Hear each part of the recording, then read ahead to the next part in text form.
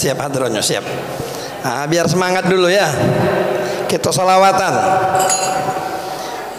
Bismillah. Salatullah salamullah ala taha rasulillah. Salatullah salamullah ala yasin habibillah. Sama-sama. Salatullah salamullah ala taha rasulillah. Salatullah salamullah ala yasin habibillah. Tawassalna bismillah wa bil hadi rasulillah. Tawassalna bismillah wa bil hadi rasulillah wa kulli mujahidin lillah bi ahlil badri ya Allah. Salatullah salamullah ala rasulillah. Salatullah salamullah ala yasin habibillah. Ilahi salimil ummah minal afati wan nikmah. Ilahi salimil ummah minal afati wan nikmah wa min hammi wa min ghamma bi ahlil badri ya Allah. Salatullah salamullah ala rasulillah.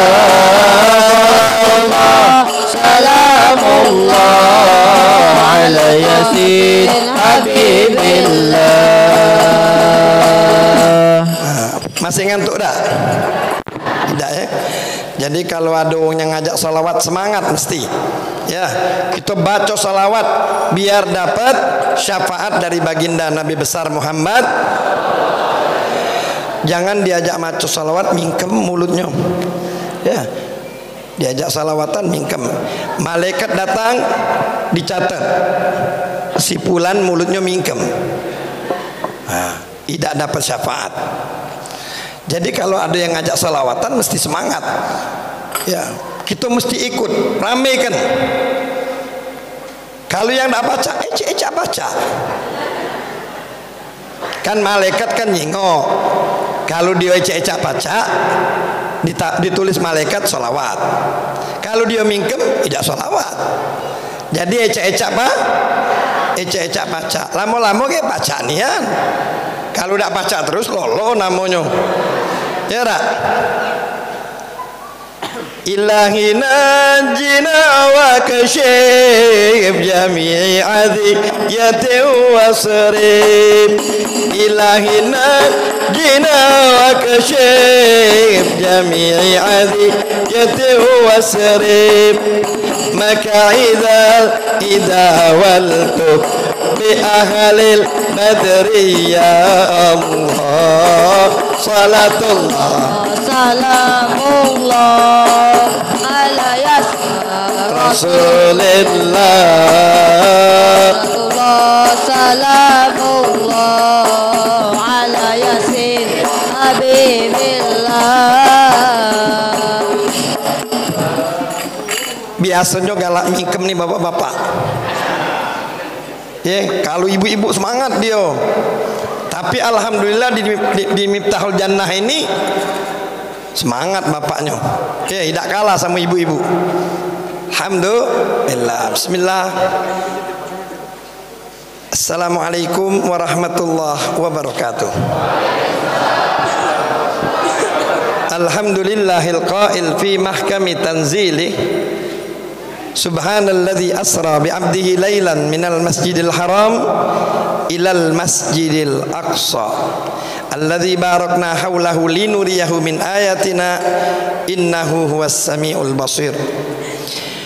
Asyhadu an la ilaha illallah wahdahu la syarikalah wa asyhadu anna sayyidina Muhammadan abduhu wa rasuluhu la nabiyya ba'da. Allahumma shalli wa sallim ala sayyidina Muhammadin sahibit taji wal mu'miraji wal buraki wal alam dafi'il bala'i wal waba'i wal maradi wal alam jismuhu tahirum mutahharum mu'attarum munawwar man ismuhu maktubun marfu'un mawdu'un alal lawhi wal qalam syamsud duha badrud duja nurul huda misbahudz zalam. Bapak Ibu hadirin yang dirahmati Allah Subhanahu wa taala. Wabil khusus yang kami muliakan, yang kami hormati Ketua Masjid Miftahul Jannah Bapak Abdul Halim, semoga selalu sehat afiat, panjang umurnya, murah rezekinya, sehat badannya, bahagia dalam keluarganya, jangan tambah istrinya.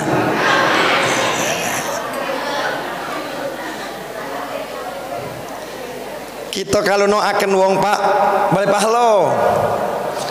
Dan doa itu kembali kepada diri kita. Jadi kalau kita doakan beliau biar nambah istri, kita nambah pula Pak. Dapat 10 kebaikan dari uang yang kita doakan. Jadi kalau kita doakan ketua masjid, yang lain jangan ngiri. Kalau dengan ikhlas mengaminkan, diterima doa itu, kita dinjuk Allah 10 kebaikan. Ya. Jadi kita doakan ketua masjid ini biar tambah sehat, masjidnya tambah cantik. Amin ya rabbal. Sini juga ada hadir ketua Masjid Nurul Islam, itu Zainal Abidin SAG MPDI, ketua RT Purwoko, kemudian kori kita yang tadi telah melantunkan ayat suci Al-Quran. Semoga kita yang mendengar juga mendapatkan rahmat dari Allah Subhanahu. Bapak Ibu yang dirahmati Allah, pada satu tempat di dekat masjid, tapi bukan Masjid Miftahul Jannah, di satu masjid gak jauh dari masjid itu ada kandang kebu. Kandang apa Bu? Kandang kebu. Jadi rame di situ. Ada mak kebu, ada bapak kebu, ada anak kebu. Tak jauh dari situ kan ada masjid. Jadi dari masjid itu kedengaran suara Allahu Akbar, Allahu Akbar. Karena suara tadi pakai speaker, kaget anak kebu. Kaget. Anak kebu nanya sama maknya, mak, suara apa itu? Kata maknya, itu suara azan. Suara Asyhadu anna Muhammadar Rasulullah. Kaget lagi. Apa dia itu mak? Itu azan nak. Azan itu apa? Kata anaknya, panggilan untuk sholat. Hayya 'alas shalah. Mak, kalau dipanggil sholat, kita sholat uji anak kebo tuh. Kata maknya, yang dipanggil tuh wong manusia yang beriman. Kita nih kebo tidak dipanggil. Yang dipanggil siapa? Manusia yang Jadi kalau ada wong di dekat masjid denger panggilan azan, dia tidak ngaso dipanggil, berarti kebo. Atau kalaupun dia bukan kebo, dia manusia yang tidak beriman. Ngapo? Karena panggilan Allah dia mungkin nyobai, dianggapnya sepele. Wong yang nganggap sepele panggilan Allah, Allah pun bakal nganggap sepele kepada orang tersebut. Ini panjang Bu urusan kebo nih Bu. Gara-gara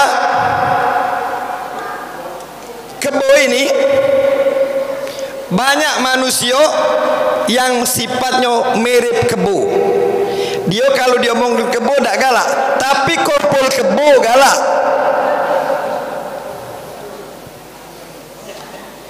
Anak-anak nanya, itu kalau kebo perlu nikah tak? Tidak perlu. Mak ini hari banyak manusia tidak perlu nikah. Namanya kumpul kebo. Kalau manusia punya akal, kalau kebo ya tidak punya akal. Kalau kebo wajar-wajar be. Kalau manusia jadi kebo, ini tidak wajar. Maka di dalam Isra Mi'raj ini ada perintah Allah untuk kita melaksanakan ibadah solat. Betapa pentingnya ibadah solat ini, betapa mahalnya ibadah solat ini, sehingga ketika perintah-perintah yang lain Rasulullah hanya diperintahkan oleh Allah, ya ayyuhalladzina amanu kutiba alaikumusiyam, perintah untuk puasa. Dipanggil tak Nabi? Dipanggil tak Nabi? Tidak Bu. Yang dipanggil itu cuma menerima perintah dipanggil Rasulullah ke singgasana yang amat sangat mulia, sampai malaikat Jibril, makhluk Allah yang termulia selain Rasulullah, tidak mampu untuk mengikuti Rasulullah menghadap kepada Allah di Sidratul Muntaha. Jadi Rasulullah ini mulianya luar biasa. Makanya kita mesti banyak-banyak salawat dengan Nabi. Wala sawfa yu'tika rabbuka fatardha. Allah akan memenuhi apa keinginan Nabi sampai Nabi ridha. Tapi Nabi tidak pernah menginginkan untuk kebahagiaan dirinya. Yang diinginkan oleh Nabi cuma untuk kebahagiaan umatnya. Maka Rasulullah tidak ada peduli hidupnya dicaci maki, dihina, bakal nak dibunuh, tidak masalah Nabi. Bahkan siapapun dari umatnya yang menentang Nabi saat itu, ketika Nabi sudah mendapatkan ujian banyak dari Allah, istrinya yang selalu mendampinginya, yang begitu cinta kepada Rasul sallallahu alaihi wasallam, di hari ke-10 dari kenabian dipanggil oleh Allah. Kemudian pamannya Abi Thalib yang selalu melindunginya pada tahun tersebut juga dipanggil oleh Allah Subhanahu wa taala. Betapa sedihnya Rasul ketika seorang istri yang begitu cinta kepadanya, Sayyidatuna Khadijah Bu. Siapa istri Rasulullah Bu? Sayyidatuna. Itu bukan Poija Bu. Sayyidatuna Khadijah itu seorang wanita yang salehah. Semua hartanya dia serahkan untuk Rasulullah untuk perjuangan Islam. Kalau Poija, hartonya harto dia, harto lakinya harto dia. Ini Sayyidatuna Khadijah luar biasa. Maka Rasulullah waktu beristri Sayyidatuna Khadijah, Rasulullah monogami. Satu istri Rasulullah adalah Sayyidatuna Khadijah. Bahkan ketika Rasulullah punya istri yang cantik luar biasa, yang dipanggil oleh Rasulullah dengan panggilan Humairah, hai yang kemerah-merahan. Ya, kira-kira macam ibu-ibu yang di sini, ya, yang pakai jilbab merah, kemerah-merahan. Dipanggil Humairah. Tapi Rasulullah selalu memuji Sayyidatuna Khadijah. Sampai Aisyah mengatakan, wahai Rasulullah, bukankah engkau sudah diganti oleh Allah dengan istri yang lebih muda, yang lebih cantik? Dengan tegas Rasulullah mengatakan, tidak ada yang melebihi Sayyidatuna Khadijah. luar biasa. Sayyidatuna Khadijah mendampingi baginda Nabi besar Muhammad sallallahu alaihi wasallam. Begitupun pamannya Abi Thalib yang begitu cinta kepada Rasulullah, yang selalu membela Rasulullah. Tahun itu pun dipanggil oleh Allah, kehilangan dua yang mendampingi Rasul sallallahu alaihi wasallam. Akan tetapi Rasulullah tidak putus asa. Rasulullah tetap berusaha untuk melanjutkan perjuangannya menegakkan kalimat la ilaha illallah Muhammadur. Akhirnya Rasulullah memutuskan untuk berhijrah ke kota Taif dengan harapan mudah-mudahan wong di Taif nerima Rasulullah. Tapi apa yang terjadi? Sampai di Taif Rasulullah malah diusir, dicaci maki, dilempari batu, sampai bercucuran darah di pelipisnya Rasulullah, sampai bercucuran darah di kakinya Rasulullah. Rasulullah ini adalah manusia yang termulia, makhluk yang termulia. Maka malaikat penjaga gunung di kota Taif tersebut mendatangi kepada Rasulullah, minta izin kepada Allah, ya Allah, aku ingin membantu Sayyiduna Muhammad, karena Sayyiduna Muhammad telah dihina oleh penduduk Taif, maka aku akan menghancurkan kota Taif ini. Kata Allah, silahkan.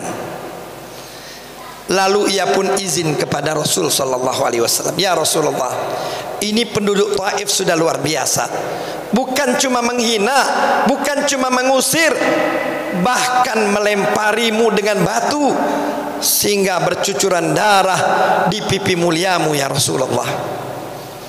Izinkan aku untuk menghempaskan dua gunung di kota Taif ini agar semua penduduk Taif ini musnah. Lalu apa jawab Rasulullah? Kalau kita diampuk wong, dihina wong, ada yang nak bela, nah ini dia musuh kau. Tidak, tapi Rasulullah tidak.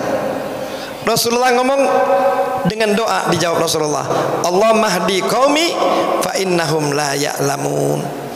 Ya Allah, anjuk hidayah kaumku tersebut karena mereka belum tahu. Maka doa Rasulullah ini diijabah Allah. Sampai sekarang kota Taif itu menjadi kota yang paling subur, paling subur di semenanjung Arab, dan semua penduduknya memeluk Islam. Bahkan sekarang hampir tren semua orang yang haji dan umroh mereka berziarah ke kota Taif. Jadi kalau berziarah ke kota Taif, kita itu mendengar cerita Nabi dan sahabat-sahabat Nabi yang berdakwah di kota Taif. Sekarang ini kalau pergi ke Taif nak naik kereta gantung. Kalau nak naik kereta gantung di Bandung ada, di mana-mana ada kereta gantung. Tak ada nak ke Taif. Di sana kita suruh beribadah, mendengar cerita tentang Rasulullah. Maka dari sana penderitaan yang luar biasa dialami Rasul di Isra dan di Mi'rajkan oleh Allah Subhanahu wa taala. Dan ketika Isra-nya Nabi melihat ada seseorang yang memecahkan kepalanya. Dia pecahkan kepalanya, dia merasa sakit dan menangis, tapi dia teruskan sampai hancur kepalanya tersebut. Dan disempurnakan Allah lagi, dia pukul lagi. Kalau di dunia ini sekali sudah pecah, sudah hancur kepalanya, mati, selesai. Tapi kalau di akhirat Allah hidupkan lagi, Allah akan bikin sakit yang luar biasa. Jadi sakitnya pembalasan Allah itu tidak bisa digambarkan, Bapak Ibu yang dirahmati Allah Subhanahu wa taala. Oleh karenanya di dalam Isra, Rasulullah digambarkan orang yang memukul kepalanya, ditanya oleh Rasulullah, siapakah ini wahai Jibril? Ini adalah umatmu yang melalaikan sholat. Artinya apa? Bandingannya lebih baik dia pukul kepalanya dengan besi ketimbang dia meninggalkan sholat. Karena pembalasan Allah akan dirasakan jauh lebih pedih kalau seseorang yang mengaku dirinya beriman dia meninggalkan sholat. Satu kali meninggalkan sholat dengan sengaja, tidak bisa kita bayar dengan setahun ibadah kepada Allah. Bukan cuma setahun. Dalam hadis lain Rasulullah 1000 tahun. Jadi sekali meninggalkan sholat tidak bisa dibayar dengan ibadah 1000 tahun. Oleh karenanya Rasulullah mengatakan bahwa sholat ini rasul ibadah, kepalanya ibadah. Jadi kalau kepala ini sesuatu yang paling penting dalam hidup. Kalau tak katik kepala, tak mungkin hidup. Pernah tak kita nyingok mau berjalan, tak katik kepala? Pernah tak? Bu, berjalan tak katik kepala? Pernah tak? Kalaupun terjingok antu itu, Bu. Ya, antu. Tapi kalau kita nyingok orang berjalan, pinggir jalan itu lampu merah banyak. Ada yang kakinya buntung, ada yang tangannya buntung, bahkan ada yang ecak-ecak buntung, ecak-ecak patah kakinya, ya dilipatnya. Kenapa?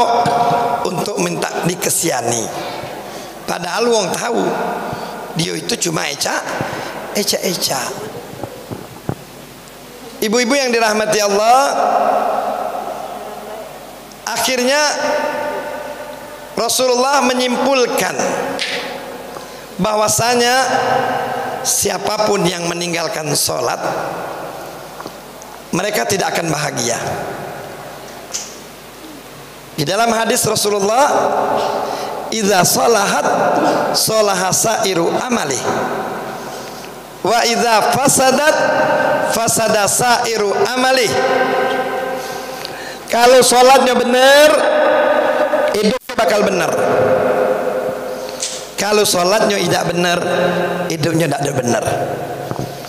Banyak masalah dalam rumah tangga, banyak masalah dalam keluarga.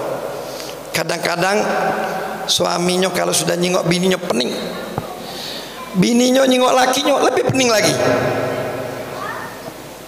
Sudah pecah di dalam baro api rumah tangga itu sudah. Ketemu anaknya pegel, anaknya hilang lebih pegel lagi. Kenapa? Karena tidak miaro sholat. Kita ini kalau sudah ada gawe dikit lupa sholat. Oh ngantenken lupa sholat. Ngapo? Tuhan tahu juga kita lagi repot. Oh ngantenken dengan meninggalkan sholat, maka keluarga itu dilaknat oleh Allah Subhanahu wa taala. Kita pengantin kan minta didoakan. Wong nganten kan yang tidak sholat, pasti acara pernikahannya penuh dengan kemaksiatan. Datangkan organ tunggal, datangkan biduan, pakai rok pendek. Tidak, ketua masjid hadir padahal pakai baju tak pakai tangan. Kata ketua masjidnya ditonton salah, tak ditonton salah. Kalau ada yang macam ini Pak Ketua, Bapak tinggalkan tempat itu. Kenapa? Karena majelis itu majelis iblis. Catat omongan anak. Karena majelis itu majelis iblis. Kalau kita duduk melok jadi iblis kita.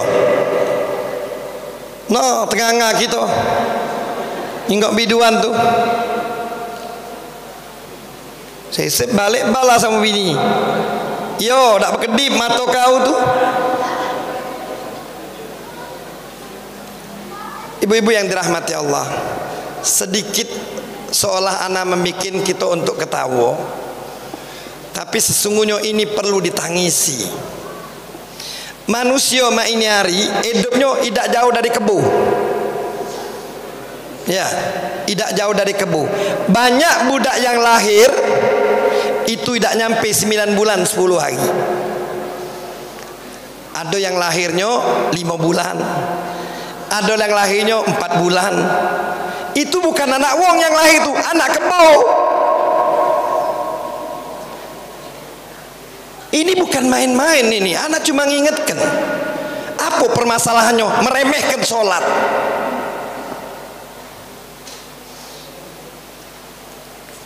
Anak yang lahir 1 hari dia mengadakan hubungan, terbentuk menjadi zigot, walaupun besoknya dia nikah, itu anak bakal lahir anak haram. Ngapo? Waktu dia ngaweknya tidak diizinkan Allah, haram hukumnya. Anaknya anak haram. Kenapa? Karena dia tidak punya bapak ini budak. Jadi kalau tidak dinikahkan, akad nikah terlebih dahulu, baru mereka mengadakan hubungan, anaknya halal, bapaknya jelas. Tapi kalau dia melakukan hubungan dulu baru nikah, anaknya haram. Bukan anak dia, itu anak kebo. Karena dia kumpul kebo, Bu. Ini bukan ketawa-ketawa. Anak tak ada nak ngajak ketawa. Serius ini. Tidak. Kalau dia ngawali sebelum akdun nikah sudah bercampur, sudah berhubungan, anaknya anak kebo, bukan anak dia, bukan ben bapaknya, tidak dapat warisan, bapaknya tidak boleh nikahkannya. Jangan main-main. Ini masalahnya apa? Gara-gara ngeremehkan sholat. Sholat melok-melokan baik. Kau sholat ya, wudu. Tahu tak syarat sah wudu? Tak tahu. Apa bepardu dalam wudu tu? Tak tahu. Kadang-kadang di rumah banyu baknya kecil, tak nyampe 2 kula, Pak. Pucuknya ada sabun, ada sampo, ada odol, dipakai mandi wajib, dipakai becewok, dipakai wudu, tak sah kalau itu. Mandi wajibnya tak sah, tetap dia dalam keadaan junub. Becewoknya tidak bersih, wuduknya tidak sah, tidak boleh dia salat sebenarnya. Jadi nak dipelajari. Kalau hidup kita nak bagus, nak tentrem, pelihara salat. Ada sahabat Rasulullah sallallahu alaihi wasallam, sahabat perempuan Nabi. Dia ini nyingok Rasulullah kumpul lagi sama sahabat-sahabatnya. Jadi nanya dengan Nabi, ya Rasulullah, ada tak di antara sahabatmu itu yang ingin menikah denganku? Kira-kira pantas tak wong Medina ngomong itu? Bu, tidak pantas. Pantas tak, Bu? Nanya dengan ketua masjid, Pak Ketua, ada tak wong masjid tu yang nak nikah sama aku? Uji kita tidak pantas itu ya. Padahal itu pantas, Bu. Dia nak nikah, nikah tu sunnah Rasul. Yang nak pantas itu budak yang pacaran di pojok jembatan musim 4 itu nah. Ya. Yang pacaran di pinggir jalan, yang berani pelukan, berani ciuman, itu yang tidak tahu adab, sama dengan kebo. Ini seorang wanita yang bertanya, ada tak yang nak nikah dengan dia? Nikah itu halal. Nikah itu sunnah Rasul. Nyingok, betino itu dak kati adab. Yang dak kati adab itu lanang betino kawin idak apa idak kumpul kebo. Pacaran lebih-lebih dari wong laki bini. Wong laki bini kadang-kadang dak galak dia ciuman di depan umum. Yang pacaran ngelebihi, rusak. Karena apa? Karena sholatnya tidak benar. Kalau sholatnya benar, Allah jamin inna sholata tanha anil fahsyai. Sesungguhnya sholat itu bakal mencegah kau dari pergaulan bebas. Rasulullah tanya dengan sahabatnya, ada tak yang nak nikah dengan perempuan itu? Salah satu sahabat Rasulullah nunjuk, saya ya Rasulullah. Begitu Rasulullah melihat ada sahabat yang nak nikah dengannya, dimudahkan oleh Nabi. Langsung nak dinikahkan oleh Nabi. Walaupun pemuda ini tak punya apa-apa. Tak punya apa-apa. Bahkan untuk memberi mahar pun dia tak punya. Akhirnya ada sahabat yang lain memberikan cincin besi. Nah, ambillah kau untuk mahar. Dimudahkan oleh Nabi. Jadi kalau ada yang nak nikah, mudahkan, jangan disulitkan.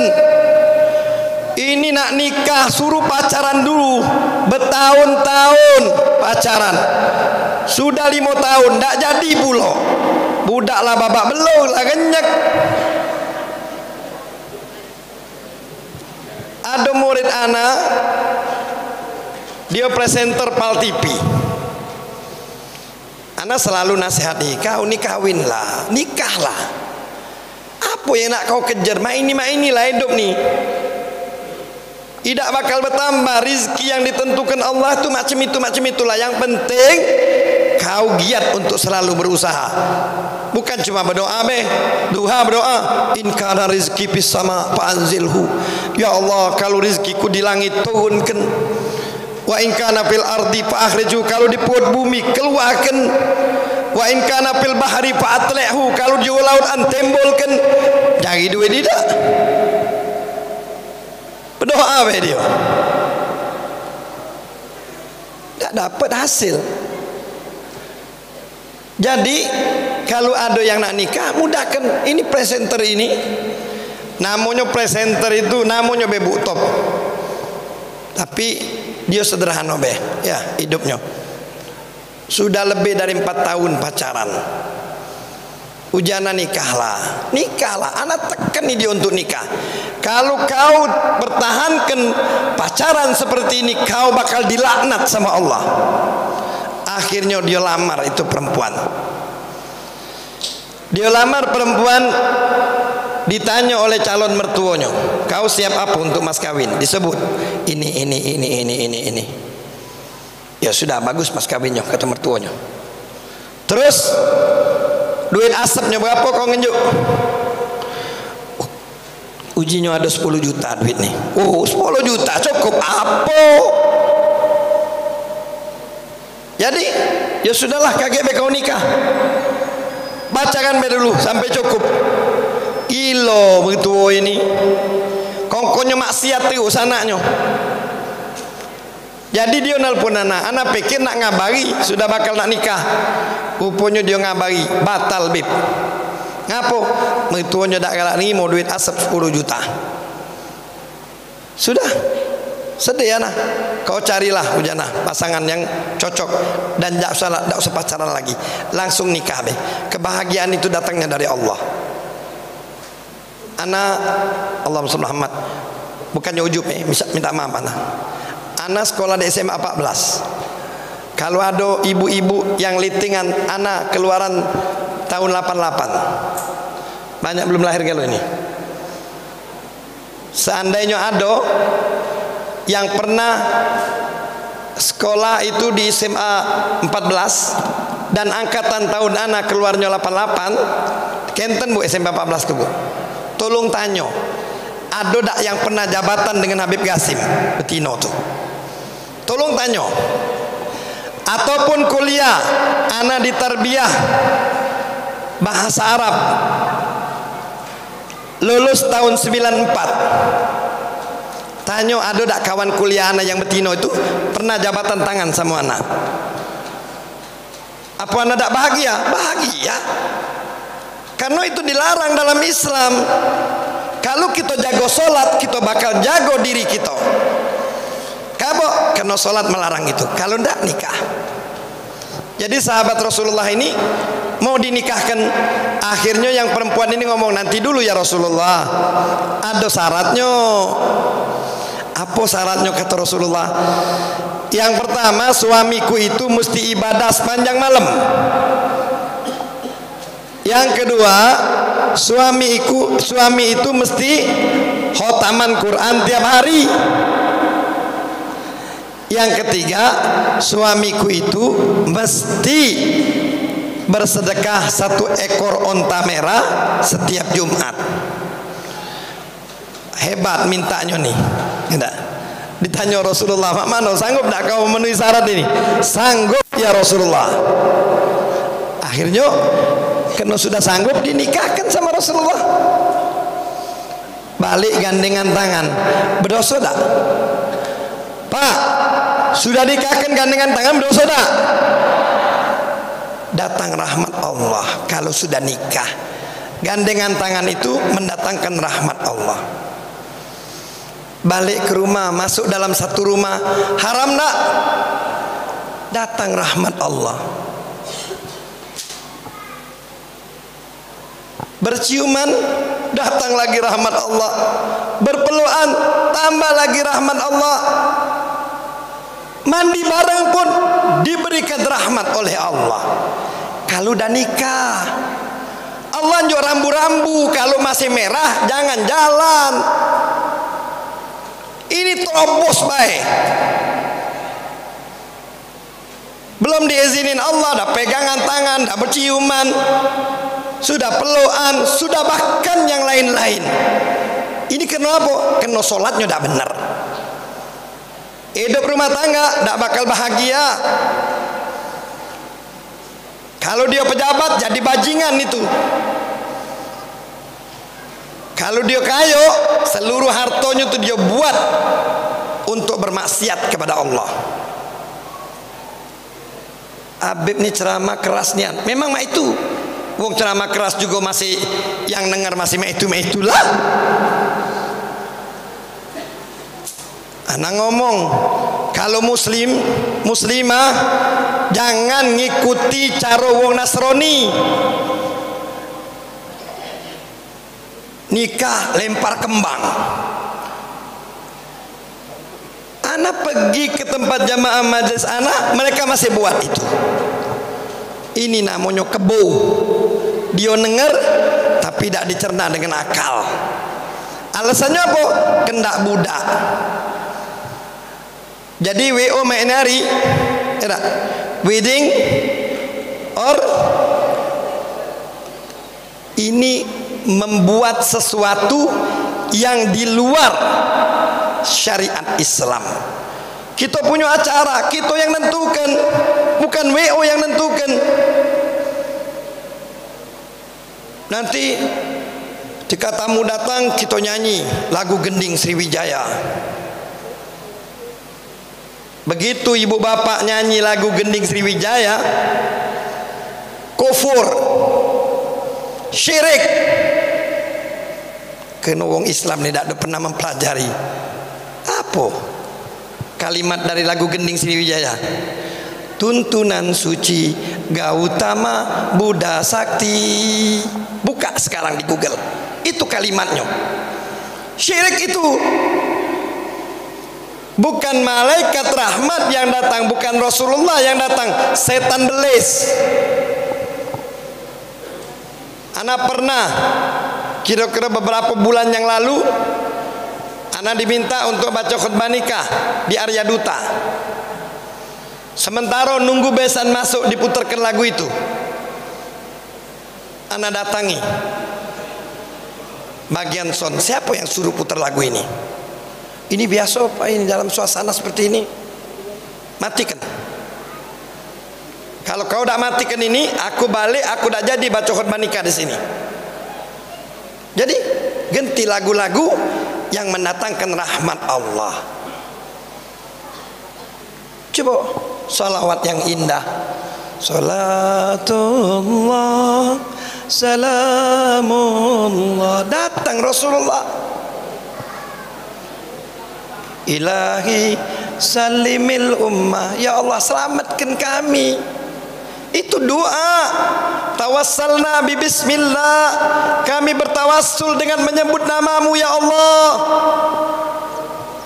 Ini kalau sudah berduit sombongnya minta ampun. Jangan sombong. Tidak ada kota yang lebih mewah di Amerika itu yang namanya Los Angeles. Rumah-rumahnya di sana tidak ada kena terbakar oleh api, tidak. Kuat dia bikin, bukan rumah wong buntu. Wong kayo di sini lagi tidak terbuat rumah di Los Angeles sana. Tapi kalau Allah sudah berkehendak, api itu tidak bakal padam kalau bukan Allah yang memadamkan api itu. Sebagaimana Allah memerangi pasukan ababil, tarmihim bihijaratim min sijil, Allah lemparkan dengan batu kecil dari neraka jahanam, dari neraka sijil. Dikatakan oleh malaikat Jibril, itu batu dari neraka sijil kalau dicuci dengan air dunia sebanyak 7 kali, dilemparkan ke bumi, akan tembus 7 lapis bumi. Artinya apa? Artinya air di dunia ini tidak mampu untuk mematikan api yang didatangkan oleh Allah dari neraka. Itu di Los Angeles kemarin, itu api neraka itu. Sehingga peralatan mereka yang tercanggih untuk memadamkan api tidak berhasil, dan menyerah mereka sampai Allah yang mematikan. Allah yang punya kehendak. Maka dinikahkan Rasulullah. Akhirnya mereka menjadi halal. Semua hubungannya mendatangkan rahmat Allah. Saling pandangan menurunkan rahmat Allah. Ini nikah belum, apa belum, sudah bebas hidupnya seperti kebo. Maka diawali ceramah ini dengan kebo. Tingkah manusia ini lebih dahsyat dari kebo. Lebih dahsyat dari kebo. Tapi kalau dia betul-betul mempelajari solat, insya Allah, jaminan Allah, dia bakal mendapatkan kebahagiaan dalam rumah tangganya, dalam nafkahnya, dalam apapun. Allah unjuk kebahagiaan bagi dia. Akhirnya setelah 1 minggu menikah, sang perempuan bersama suaminya mendatangi Nabi. Perempuan mengatakan, wahai Nabi, wahai Rasul, suamiku ini pembohong. Kenapa? Kata Rasulullah, suamiku berjanji ingin ibadah sepanjang malam, nyatonya tidur be ya Rasulullah. Rasulullah nanya, apa benar? Tidak ya Rasulullah, itu kan kata bini aku. Kata Rasulullah berbeda. Man shallal isya fi jama'atin faka'annama goma nisful lail. Wa man shalla subha fi jama'atin faka'annama goma lailah kullah.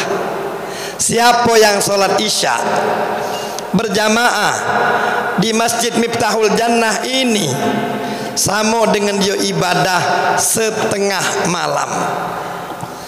Dan siapa yang sholat subuh di Masjid Miftahul Jannah ini berjamaah, sama dengan dia ibadah sepanjang malam. Bininya ini sebenarnya tahu. Bininya ini bini yang alimah, pinter, cerdas.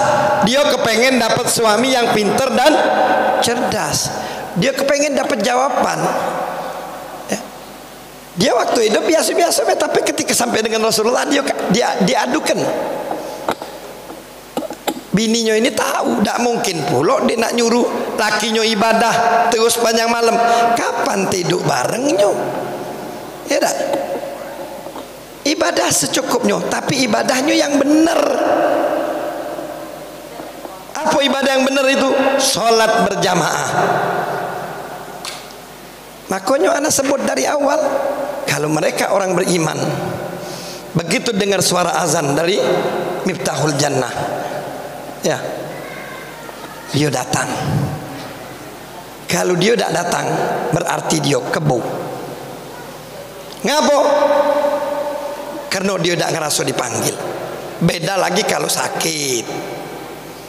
Kalau sakit tidak usah datang. Kalau sehat dengar panggilan azan datang. Karena apa? Karena kita manusia beriman, bukan kebo. Kalau kebo tidak usah datang. Jadi kalau kebo tidak usah datang. Bu, ya Allah, ibu nih baru dikit dengar ceramah daripada ngantuk. Sepelet baru nah. Coba kalau nonton di YouTube jam 12 malam, tahan matonya. Makanya mato ini berat, maco Quran. Awas maksiat terus ini mato ya. Adik-adik, kalau nak dapat jodoh cepet, jangan biasakan nyingok maksiat, jangan biasa melakukan kemaksiatan. Ya. Jingok yang bagus-bagus, wong baca Quran, wong ceramah. Ini kalau sudah nyingok maksiat tahan. Ini menjelang Ramadan ya, hati-hati. Kalau dengar ceramah ngantuk. Coba kalau sudah muka film di YouTube, tahan beli dia. Di sini datang dinjuk roti. Ini apa nasi ya? Melawan masjid ini. Tadi masjid makan getuk cuma. Mestinya semangat bu, asal nak ngantuk dikit jingok nasi. Jadi katanya laki aku ini dia tidur baik. Subhanallah, lakinya punya jawaban, dia senang. Ngapa? Berarti lakinya cerdas, tidak melo-meloan baik. Yang kedua ya Rasulullah, dia ngomong nak ngotamkan Quran tiap hari. Nyatonya sedikit dia baca Quran. Kata Nabi benar apa? Itu kata istriku. Tapi kata Rasulullah, siapa yang membaca suratul Ikhlas 1 kali sama dengan dia baca 1/3 Al-Quran, maka ku baca 3 kali, aku khatamkan Al-Quran. Ku baca lagi 3 kali, khatam lagi Al-Quran. Ku baca lagi 3 kali, dan berkali-kali aku mengkhatamkan Al-Quran. Ya Rasulullah, tersenyum Rasulullah. Saddaqta, benar kau kata Rasulullah. Yang ketiga ya Rasulullah, katanya dia nak sedekah seekor onta merah setiap Jumat. Nyatonya ayam jago beda ya Rasulullah. Iyalah pula lakinya kan untu, maharnya lagi cuma cincin besi di kawannya pula. Untung memang tak nyari duit nginjok makan hari-hari. Artinya apa? Banyak-banyak syukur bu ya. Katanya tidak ya Rasulullah, setiap Jumat aku sedekah seekor onta merah. Sebagaimana apa yang kau sampaikan ya Rasulullah, siapa yang memuliakan hari Jumat, malam Jumat baca suratul Kahfi, malam Jumat baca suratul Muluk, malam Jumat baca suratul Dukhan, malam Jumat baca suratul Sajadah, malam Jumat baca surah Yasin, malam Jumat perbanyak ibadah. Hari Jumat kita perbanyak ibadah. Pagi-pagi subuh mandi sunat Jum'ah. Kalau memang punya kesempatan pagi-pagi pergi ke masjid, sama halnya dengan bersedekah seekor onta merah. Ini luar biasa. ini perlu kita ambil pelajaran. Artinya apa? Ibadah itu biasa-biasa deh, tapi ibadah yang punya potensi. Di surah Mulk dikatakan tabarakalladzi biyadihil mulku wa huwa ala kulli alladzi khalaqal mauta wal hayata liyabluwakum ayyukum. Oh. Jadi yang diinginkan Allah itu agar kita melakukan yang terbaik. Salat yang terbaik berjamaah di masjid, khususnya bagi laki-laki. Ibu-ibu kalau terhindar dari fitnah, jaturi ke masjid. Tapi kalau bakal datangkan fitnah, lebih baik ibu-ibu sholat di rumah. Jadi yang perlu wong lanang nih. Kalau wong lanang pakai masjid, ngaku beriman, tidak mau sholat berjamaah, berarti